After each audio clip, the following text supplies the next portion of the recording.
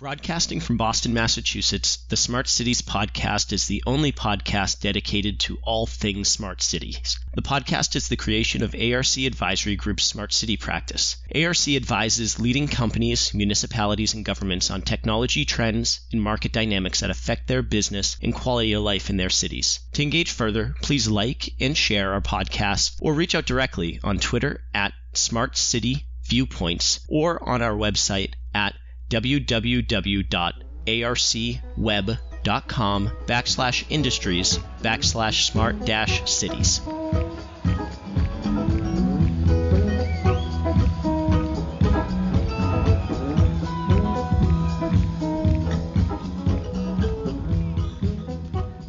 Welcome to another edition of the Smart City Viewpoints podcast. I'm Jim Frazer, Vice President of Smart Cities here at ARC Advisory Group. And today I'm joined by an esteemed guest, Gordon Feller, who's had a variety of different, continues to have a variety of influential impacts in the smart city industry. Gordon, can you tell us a little bit about yourself? Sure thing. Thanks for including me, Jim. This is always a good podcast, so I'm pleased to be able to contribute. I am based in Silicon Valley since 1983. I relocated here from New York after finishing undergraduate and graduate school at Columbia University. So that's ancient history, right? That's okay. Last century. And for the last 37 years, I guess it is, almost 38, I've been working here as the bridge between tech companies on the one side and city governments, or those who are advising and supporting and financing city governments on the other side. And as that bridge, I'm responsible, always have been responsible for these clients of mine to help ensure that the technology that's being built addresses the needs and problems that those who run cities, whether they're electeds or appointeds, are trying to solve. Or those that they hire, big engineering and construction companies, big technology companies like IBM or Oracle, big financial institutions like JP Morgan Chase or Wells Fargo, or government agencies at the federal level, that those who are helping cities are able to use the technology coming from Silicon Valley effectively. So in the old days, it wasn't called smart cities. So today, fast forward from 1983 to today, I've retired from working in big companies. And so the last stint was 8+ years at Cisco headquarters in the executive office. And now I sit on boards, a handful of nonprofit boards, a handful of government roles at the federal level, and a handful of corporate boards, all startups who are venture capital finance that are focused in this area. So I kind of wear several hats trying to continue my role as a bridge builder, but not working for a big giant company like IBM or Cisco. Oh, that's understood. I know you've had a role in managing a number of federal programs. Could you highlight some of those? Sure. So I've always had a keen interest in making sure that the big 800-pound gorilla in the room when you're talking about cities is the federal government, given the size and volume of dollars that are flowing from cities to cities from the federal government. So one of those roles, which I recently completed, was a member of the board of a federal commission that was established by the U.S. Congress to provide an assessment of emerging technology, particularly around smart grids and smart infrastructure. And our primary sort of reporting line was to the Secretary of Energy, and looking at what the DOE labs and the DOE organizations were doing to try to enable the use of that technology for things like smart grid infrastructure in cities. So I think I served for 3.5 or 4 years. I was an Obama Biden appointee. And I think we have maybe 12 or 13 people on that board, and that continues, but I'm no longer a member of the board. So that was a federal appointment. Gordon, let me interrupt. What was the name of that initiative, and when did that actually kick off? Because I think it was on. So in the mid-90s. Yeah, the mid-90s. It was established, but it really didn't get going until the mid-2000s. And then the Obama Biden team really took it seriously. So it's called the Federal Commission on the Energy Advisory Commission, I think it is. We know it as the EAC. And we have a staff in Washington, and we have our members scattered around the country, a lot of them utility executives. Like I sat next to Anna Parmigiano, who is the CEO of ComEd, Commonwealth Edison, an Exelon company. So now, after having finished that, I'm serving as a program director for a new project that was established by NIST, the National Institute for Standards and Technology, which was initially established in 1863 by Abraham Lincoln and by the U.S. Congress. So that goes back even older than me. And that is responsible, that particular project is responsible for looking at what should the federal interventions be around Internet of Things, with a particular emphasis on smart cities. And so we have an interagency commission that was established by the White House, bringing together DOE, DOD,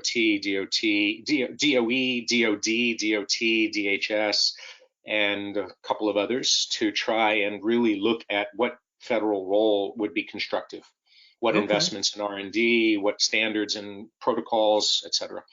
Wow. So those are two of them. And then the other federal role is as a global fellow at the Smithsonian Institution, looking at urban futures. Wow. Let's talk a little bit about the NIST initiative. I and our audience is probably well aware of the NIST supercluster, smart city supercluster effort, and Dr. Sakwu Ri. With your new initiative there at NIST, are you interfacing with all of those groups as well? All the time. So this is somewhat of an outgrowth of that.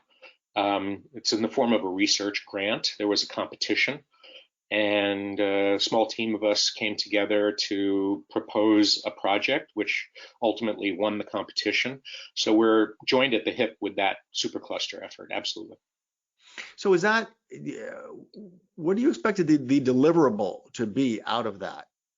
So it's a 2-year research grant, and what we're doing is selecting various industry segments like cities, transport infrastructure, energy infrastructure, and going out to specialized organizations, for-profit, nonprofit, industry associations like the Telecommunications Industry Association, which hosted one of our first events for this particular project. And we're asking the leaders, public sector, private sector, nonprofit, trade association sector, academic sector, to give us their input. We're doing interviews, we're doing roundtables. The next roundtable will be with members of the board of directors of the Association of Equipment Manufacturers. The AEM is the largest association in the United States of the biggest manufacturers of equipment like Caterpillar and John Deere. So the idea is to ask those executives from government, from private companies, from institutes and think tanks and university, from nonprofit advocacy organizations and groups like Meeting of the Minds in the nonprofit sector, to ask what are their views about what the federal government should be. And we're compiling all of that. We're doing surveys.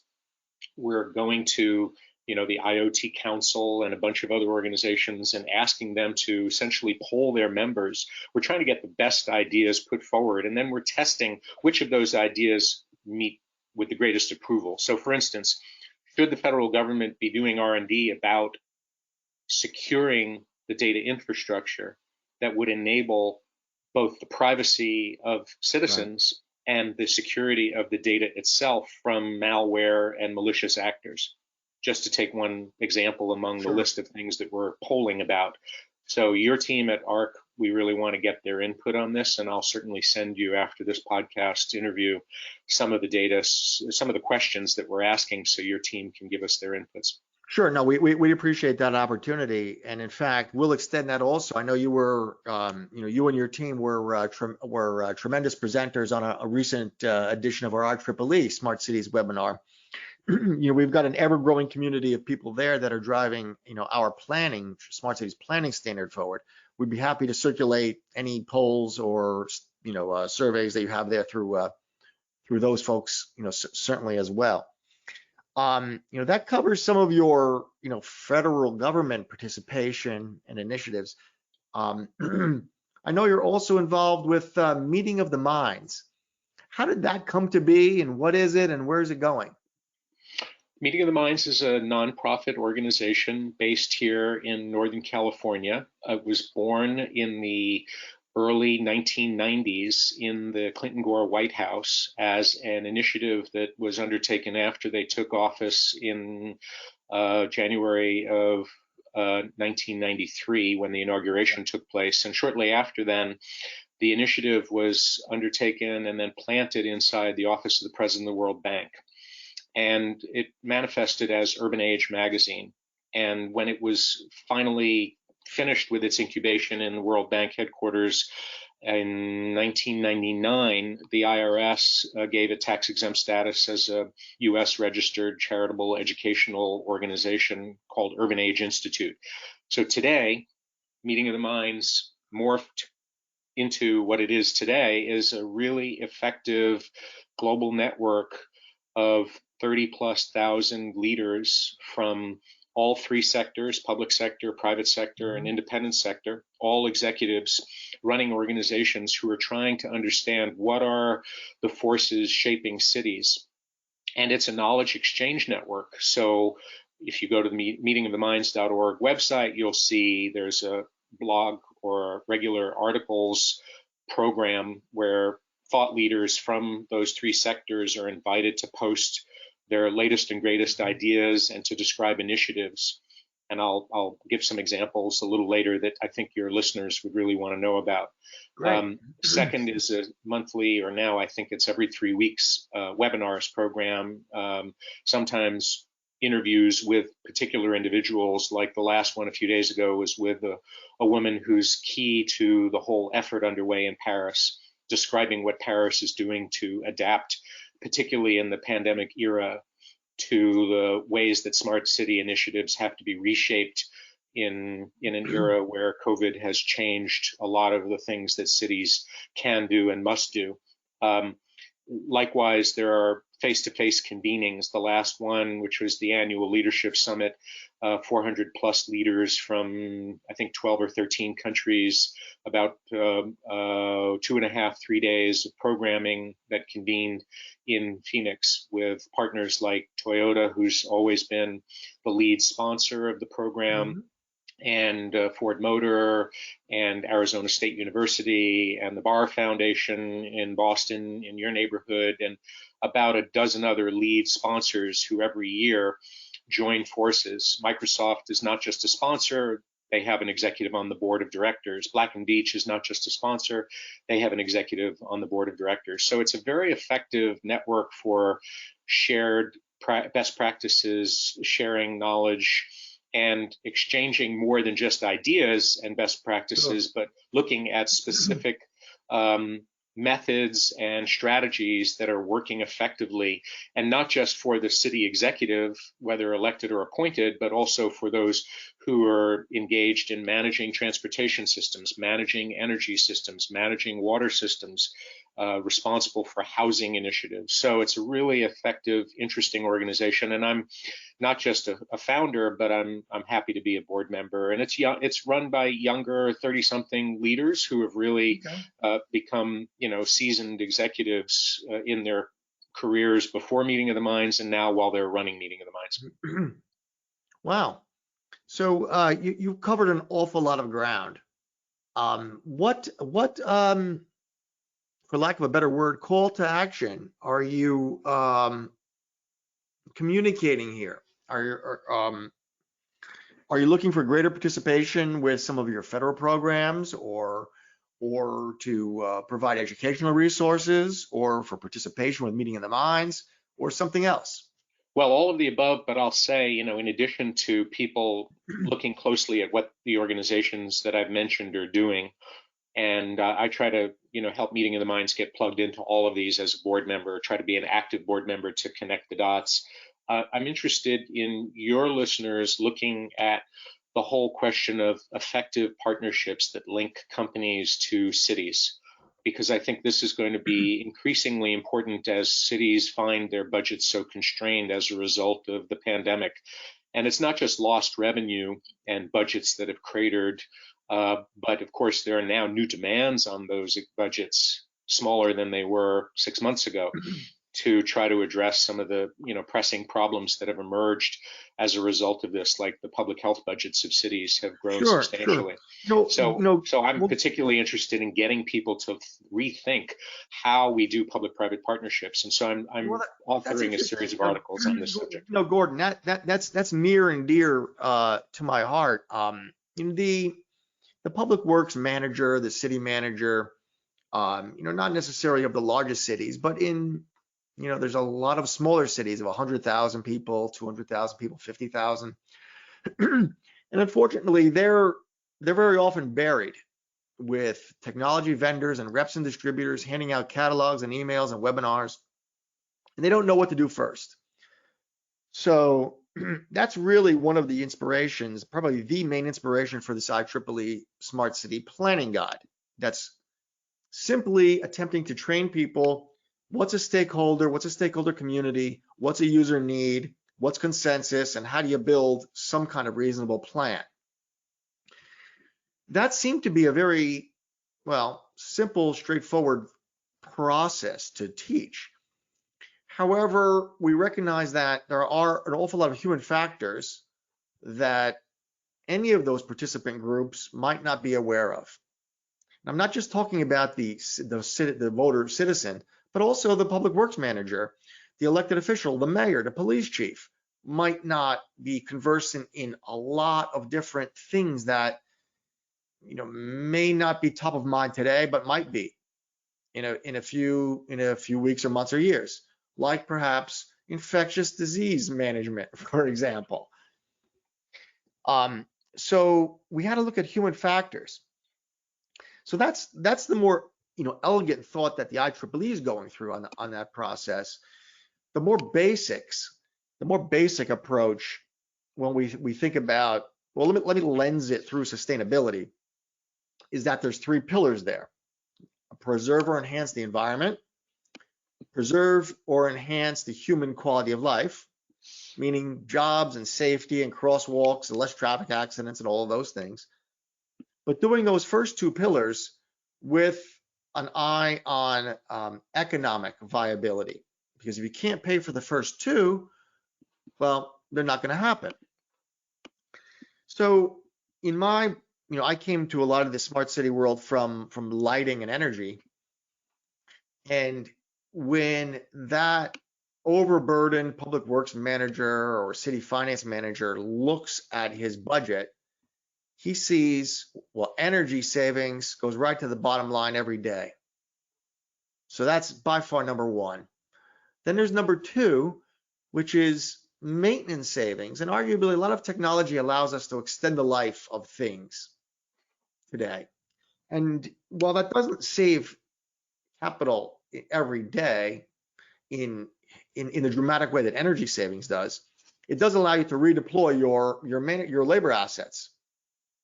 So your street light doesn't need to be touched every 3 years for a new bulb. It might go 10. So your guys can go out and maintain sewage lift stations or something like else. That's in the IEEE, in my perspective, the next one to do.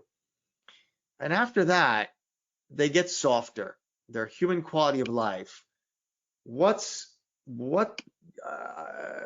I don't know, engineering and implementing a safe route to school or even a safe crosswalk. How do I do a benefit cost analysis on that? And that's where all those stakeholders, from the citizens to the PTA to the elected officials to anybody, downtown business community, they need education, because that is it's a very soft issue. Well, what's the cost of a truck roll? In California, Caltrans will have 60 line items about a truck roll, about disposal of tires and waste oil and liability insurance for working on the road. But in a lot of other places, they'll tell you the cost of a truck roll is zero. We already hired the guys. The truck is paid for. And we contracted for fuel, so it's zero. So it's a lot of those kinds of delicate, elegant finance, cost accounting issues that need to be overcome. I'd be interested in your perspective on that area. I've thought a lot about this and worked to build successful initiatives both in cities and outside cities, in associations, nonprofits, academic institutions, foundations, as well as companies, to try and model what are the best practices, what are the principles that need to be embedded in projects that make them not just financially sustainable, but sustainable in every other way. But I think right now, given the dire economic straits and the huge new costs that cities are bearing and the huge new burdens that they have with large unemployment rolls, this is even more crucial to find the financial sustainability. So Meeting of the Minds, to its credit, has really done a lot of work in this area. There are upcoming webinars on this subject and lots of articles in the archive in the last few months trying to address this. So I'll encourage listeners to go to meetingoftheminds.org and look at those. My own articles outside of Meeting of the Minds, I'm trying to address this question. So one example, the National Parks and Recreation Association has, in Washington, D.C., has a magazine, Parks and Recreation, which has its cover story coming up by me looking at what cities are doing to try to reinvent the way they do urban parks. Because you can't have environmental sustainability and healthy cities without green parks, not just for quality of air and not just for quality of life, but for a lot of other reasons that have to do with the mental, emotional, and physical health of citizens and visitors. So those parks, which are seeing budget cuts, now are discovering people need them more than ever, because after sheltering in place and during sheltering in place, they may be the only place that we can go to, recover from being cooped up and the effects of cabin fever.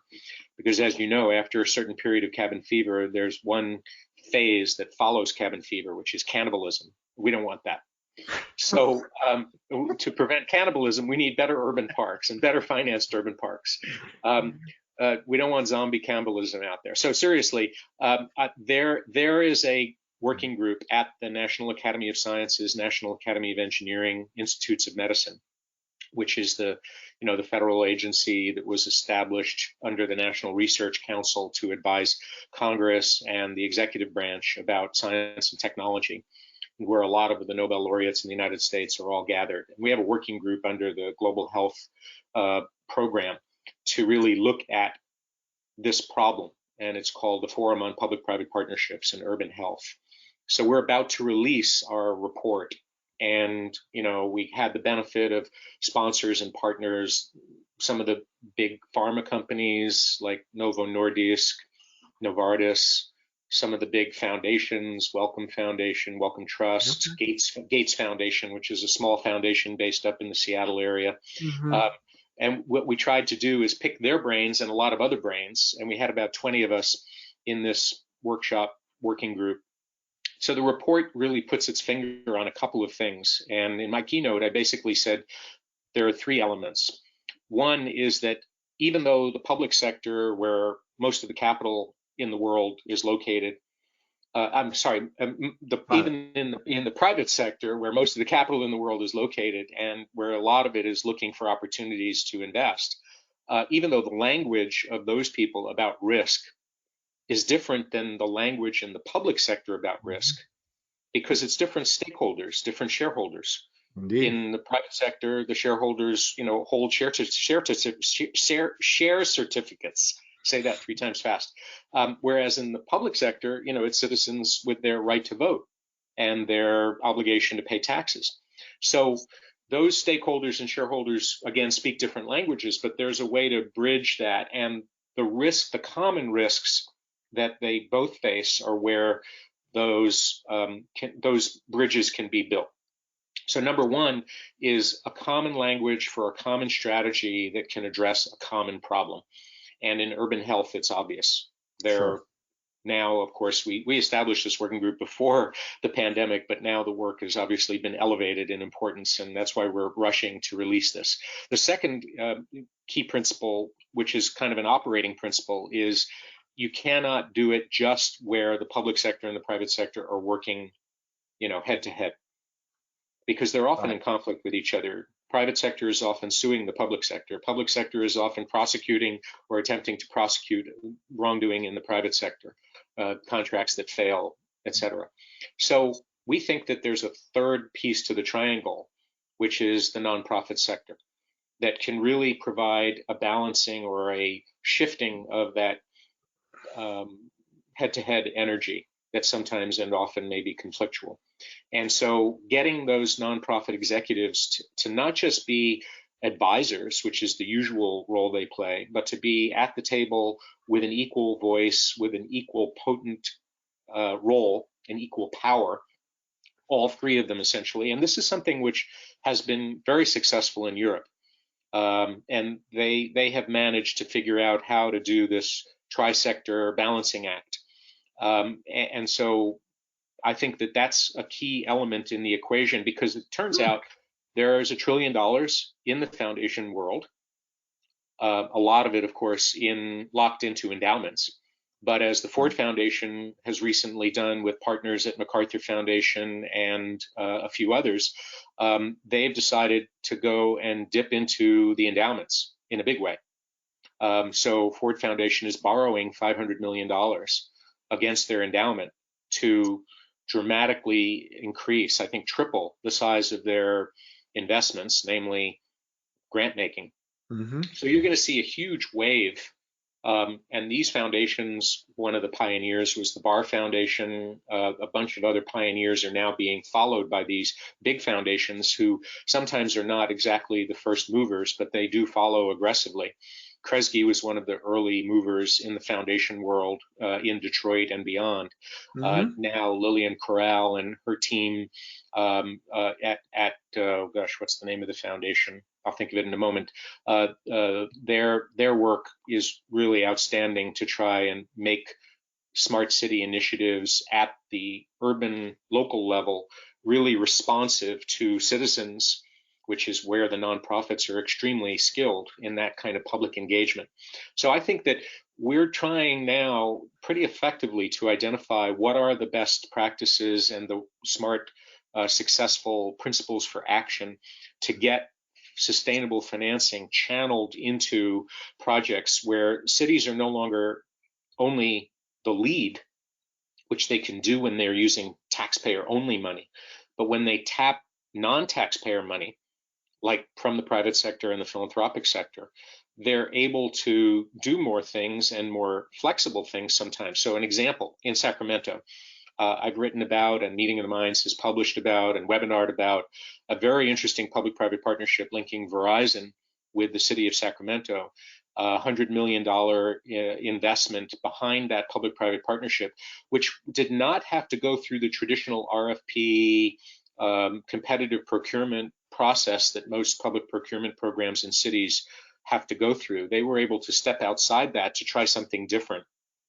And Mayor Steinberg and his chief innovation officer, Louis Stewart, were able to come to an agreement with the Verizon Smart Cities executive team to do a really interesting and bold public-private partnership, which is now being copied in a lot of cities, particularly because 5G rollout is happening. Mm-hmm. But this was the first 5G rollout by Verizon, and they're clearly the leader in that. And they decided, as the leader in the technology and in the services around 5G, to try something radically different, namely a public-private partnership that didn't have to tap federal or state or city taxpayer dollars, and did pretty remarkable things, I think, with 5 or 6 major initiatives: smart traffic lights, smarter intersections to reduce pedestrian fatalities and accidents with vehicles, smarter electric vehicle recharge in neighborhoods that had been traditionally bypassed. So that's the kind of interesting public-private partnership innovation that's happening right now. And I think your listeners would be advised to look at some of those examples. And I've tried to write articles about them, but Meeting of the Minds is extremely good at doing that well. Well, Gordon, no, that's fascinating, because I know one that I know of comes to mind in a micro sense. That I don't think this facilitation by nonprofits doesn't have to be of that huge scale of 5G. I know in the city of Detroit, it was recognized that a large part of the community, the economically disadvantaged part of the community, was underserved by scooter scooters, e-bikes, and even, Uber and Lyft. And, frankly, it looks fairly insurmountable to put a smartphone in the hands of somebody and get them a bank if they didn't have a bank account and all of that. So some very, very forward-thinking people in Detroit from the city worked with nonprofits to have shareable smartphones owned by a nonprofit that are passed around if and when you need a ride. And you pay cash, you type it in on the nonprofit phone, and it's I just was very, very impressed by that. That's some great thinking. Well, and the Detroit Mobility Lab, which is run by Chris Thomas, is really a leader in this space. And of course, the city government and the mayor have, through their Mobility Innovation Office, have done a lot of very cool projects. I would actually encourage people to look closely at Ann Arbor, which is a smaller city. It's a university town. The mayor there and his head of Ann Arbor, Spark, Paul, have recently done some very interesting initiatives to turn their whole city into a mobility innovation lab. So it's not just one-offs like, let's do what you've described in Detroit. Right. They're doing in every domain, in parking, in curb management, in outdoor streetlights, in outdoor traffic lights, in autonomous vehicles. Ann Arbor is really the world's most innovative mobility lab writ large. The whole city is the innovation lab, which is, I think, a very cool model for a lot of cities to copy. Even if they don't have the resources of a big or a medium-sized city, they can still do it. There are some cities in Canada that are really doing some interesting things in this domain, and they're smaller cities. Well, Gordon, we've covered an awful lot of ground here. It's just tremendous information, perhaps even better than on your IEEE webinar. But let's start wrapping it up.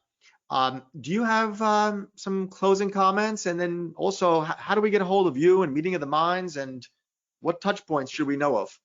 Yes, so all the board members at Meeting of the Minds are active. The Microsoft executive, Scott, the Black & Veatch executive, Stephanie, others. I'm easily reached, easy to remember, Gordon@gordonfeller.com. F as in Frank, ELLER. So Gordon@gordonfeller, one word.com. And my LinkedIn is where I post a lot of my articles. I try to do, one a week or so to make sure that I'm staying current. I'm looking for feedback from, my 25,000 LinkedIn followers. So hopefully, and also on Twitter @GordonFeller. So those are the ways to reach me. Meeting of the Minds is very accessible. Their staff, run by Jesse Hahn, is really superb. They're easy to access at meetingoftheminds.org. So in terms of suggestions, one is send a note about any questions that you have from the discussion today. I respond to every one of them. I'm very religious about that. Second, give some input, particularly around our project at NIST. How should the technology innovations and the innovators who stand behind them, whether they're university-based or government-based or in the corporate sector, how should the federal government, with all of their power and all of their resources and all of their might and money, how should they support and enable and encourage the success of those types of technology innovations and protect citizens from the abuses of those technologies, which is particularly crucial. When you look at what Black Lives Matter is saying, this is really about government abuse of power. Right. And we need to remember that technology is regularly and commonly abused. Chinese government is not the only abuser of technology. The Saudi government and the Iranian government and lots of despots around the world love using technology to oppress and to take rights from people. So that's something key, and we're going to be looking at the digital security and digital privacy innovations that have to be encouraged and enabled to make all of this successful. And finally, I would say, what ARC is doing, not just with these podcasts and not just doing with the webinars and not just doing with a host of other things like reports that you provide, but you guys are really the leading research and analysis firm, and that's why you got all that gray hair, because you're worrying about how does this technology match up, the creative genius of technology innovators match up with the real world. it isn't automatically so. I can tell you from all the years in Silicon Valley, lots of technology that never matches up very well with the real world, which That's is why true. why most companies fail. Indeed. Why most technology companies fail is the mismatch. Indeed. So, That's a conversation for another day. But hey, Gordon, this has been a joy, and I'd welcome we at ARC on this podcast, as well as my IEEE team, would welcome you back if you or your partners have some other interesting news items to present on a webinar or here or on a guest blog post. We'd love to have you back in the next few weeks or months. So thank you very much for joining us today. Thank you, and Jim, I'm sure we'll be speaking again soon.